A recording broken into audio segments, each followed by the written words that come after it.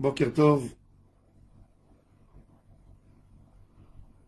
Dans Parashat Yitro, nous avons une leçon extraordinaire de vie.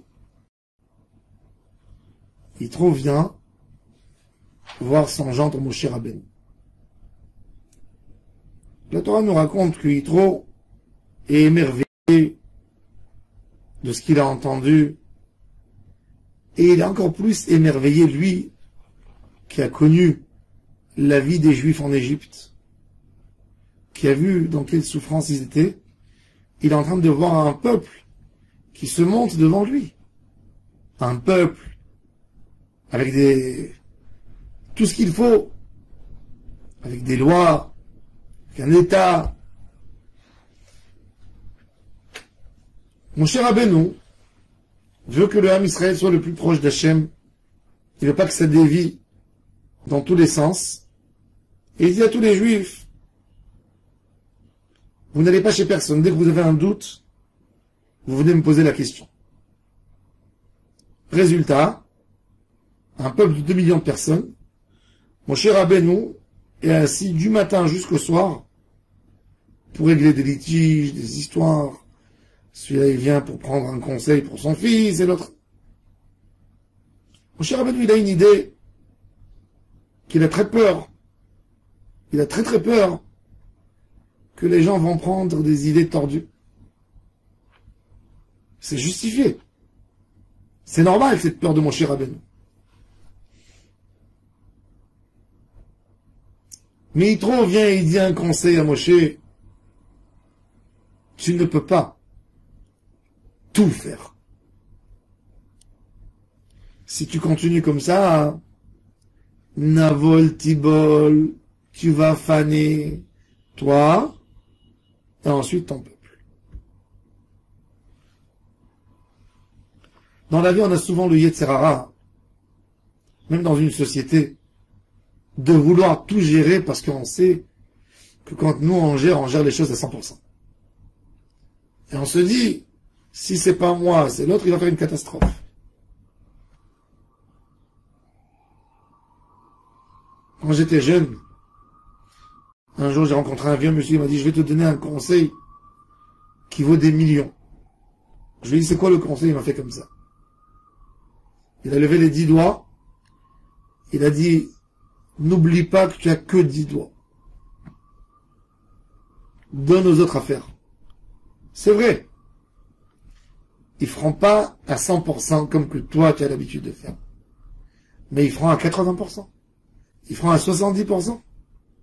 C'est mieux que de ne rien faire. Parce que si toi tu vas essayer de tout faire, tu vas tomber à un moment où tu ne pourras plus rien faire. Et il n'y a rien qui va avancer. Il vaut mieux que les choses avancent à 70%. À 60%, qu'ils avancent, plutôt que de dire que tu as tout envie de faire, à cause du pied à Gvoura, et finalement tu n'avances pas.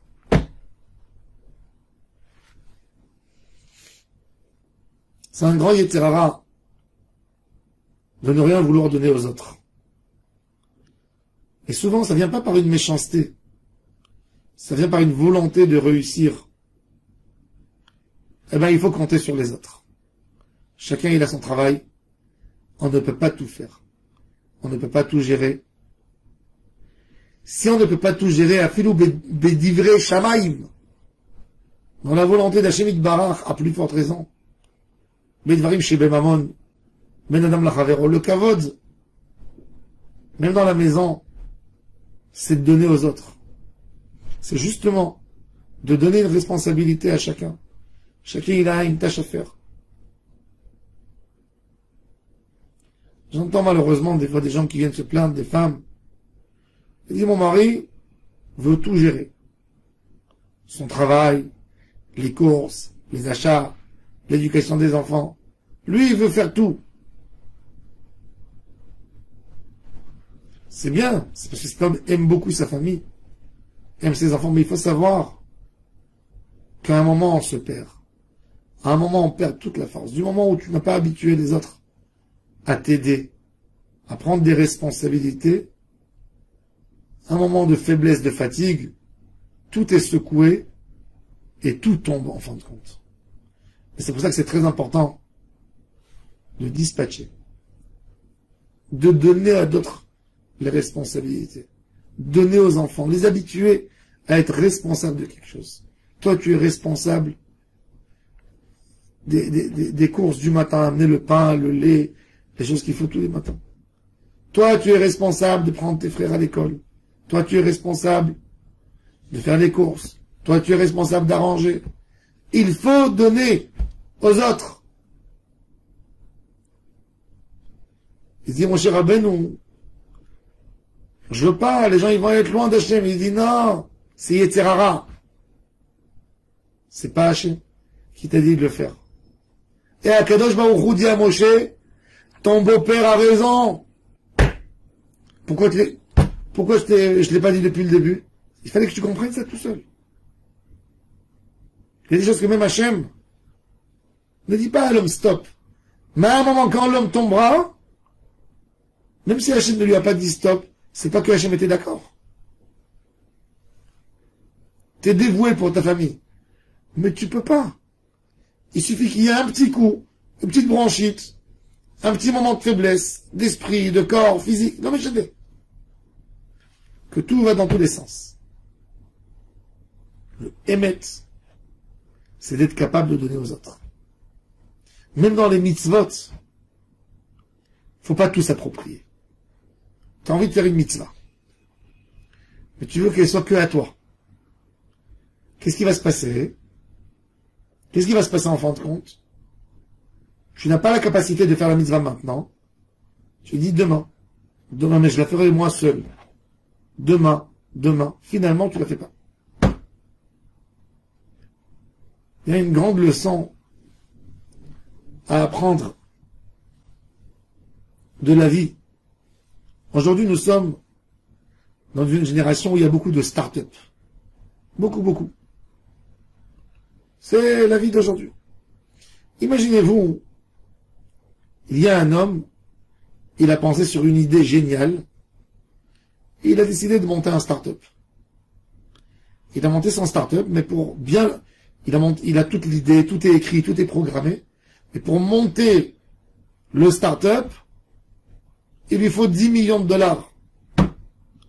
Il est persuadé, sûr, que son start-up va ramener des milliards. Pas 10 millions, des milliards. Alors, il cherche des investisseurs. Et quand il estime sa boîte, alors lui, pour lui, il dit, attends, ces gens, ils vont mettre 10 millions de dollars. Combien la banque, elle donne sur 10 millions? Des intérêts. Elle donne rien du tout. Elle donne, même si elle donne 5% par an. Sur 10 millions, ils vont faire une petite somme. Faire 500 000 dollars. Il dit, ben moi, je vais leur donner 3 fois ce qu'ils ont investi. 30 millions. Il s'imagine que son start-up, il peut ramener, par exemple, 5 milliards. Et il dit, moi, je vais leur donner des actions qui représentent même pas 1%. Et un investisseur qui lui dit, tu sais, tu veux mettre 10 millions de dollars? Moi, je veux que tu me donnes 50% de tes parts. Il dit, quoi? Je vais te donner 50% de mes parts? Pas du tout! Je vais attendre, je vais trouver un autre investisseur, j'ai pas besoin de toi. Et il essaie, il trouve un autre, l'autre lui dit, moi, je veux 55. Bon, je vais te négocier, on va négocier à 45. Il dit, quoi? Je vais te donner, en potentiel, 3 milliards parce que tu m'as donné 10 millions de dollars. Et il reste à chercher. En fin de compte, il y a quelqu'un qui le devance, et qui fait sortir le start-up, et il peut mettre son start-up dans la Gnisa. Pourquoi? Parce qu'il a voulu tout gérer. Parce qu'il a regardé les autres. Mais si tu regardes l'idée que ça réussit, l'idée que c'est d'avoir plus d'argent, l'idée que c'est d'avoir... C'est gagnant. Tu prends moins maintenant, mais tu prends au total beaucoup plus, au lieu de ne rien prendre. C'est ce qu'il dit, ça c'est l'idée, mais cette idée profonde, elle est applicable dans tout. On veut tellement bien faire qu'on ne fait pas à la fin. On ne fait pas. Ça, c'est l'avantage de la force du public. Tfila Betsibour, elle est magnifique. Parce que la tfila, elle monte grâce à une kavana de quelqu'un, à un autre mot que l'autre il a dit. On n'essaye pas de prendre tout sur soi. Et ça, c'est une leçon de vie. Elle est valable pour Moshe Rabbeinu, le chef du Ham Israël. Elle est valable pour nous tous. Avoir de la hanava. Comptez sur les autres. Comptez sur les autres. Comptez sur vos collègues, sur vos enfants. Distribuez les tâches. Beaucoup de fois même dans l'éducation des enfants. Il y a beaucoup de fois des parents qui se plaignent sur des enfants, que l'enfant il n'est pas dégourdi, il vit sa vie. Et vous savez pourquoi? Parce que les parents n'ont pas fait confiance en lui, ne lui ont pas donné une responsabilité. Prends un enfant, tu vois qu'il a un manque de responsabilité. La première fois, il va faire tu lui dis, c'est toi le responsable d'amener tous les jours d'aller à la Macolette d'acheter le pain du matin. C'est toi le responsable qui y ait ça et ça à la maison. Première fois, il va faire une erreur. Deuxième fois, il va faire une erreur. Tu vas corriger doucement. Après, il prendra doucement des responsabilités. Et ça, c'est l'idée. Donner aux autres. Ne pas tout regarder chez nous. Celui qui fait ça, c'est ce qu'il dit, Yitro. Si tu arriveras à faire ça, tu vas résister. Savoir ce point. Le monde, il a été fait pour vivre ensemble. Pas tout sera fait comme j'aime, comme je veux. Impossible. Même un homme dans la maison, il pense pas la même chose que sa femme. Lui, il pense comme ça. Sa femme, elle pense autrement. Et elle a le droit de penser. C'est normal. Les choses ne seront jamais faites de la manière que tu veux toi. Si ça va être de la manière que tu veux toi, ou tu as été chanceux, ou ça te prendra une éternité pour obtenir quelque chose. Tu peux pas être chanceux toute ta vie. Donc il faut savoir donner et accepter que l'autre fait à 80%, pas à 100%. C'est humain, c'est la vie.